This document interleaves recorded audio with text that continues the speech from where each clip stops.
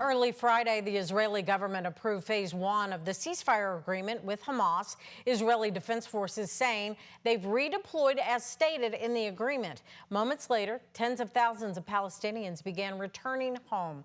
But many people are now waiting to see when the hostages will be released. Here's ABC's Marcus Moore with the latest from Tel Aviv. Israeli Defense Forces say they have completed redeployment as part of the first phase of the ceasefire deal.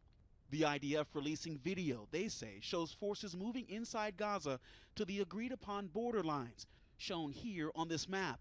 Along these lines, Israel controls more than 50% of the Gaza Strip. Tens of thousands of Palestinians headed back to northern Gaza as the first phase of the ceasefire deal between Israel and Hamas went into effect early Friday. The IDF urging residents not to approach IDF troops, quote, until further notice, adding that doing so, quote, puts you at risk.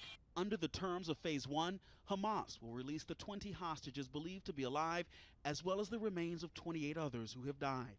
In return, Israel has agreed to release more than 1,000 Palestinian prisoners. But questions about the agreement still remain. President Trump's 20-point plan had called for Hamas to disarm and for Gaza to be governed by, quote, an apolitical Palestinian committee overseen by an international board of peace with Trump as its chairman.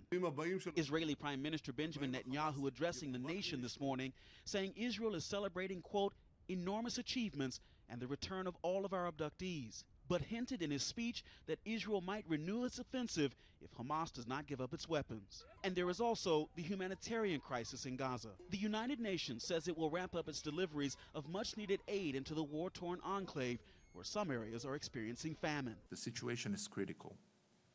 We risk seeing a massive spike in child deaths, not only neonatal, but also infants, given their immune systems are more compromised than ever before.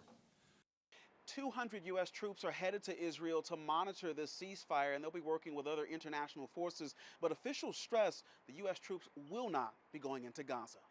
Marcus Moore, ABC News, Tel Aviv.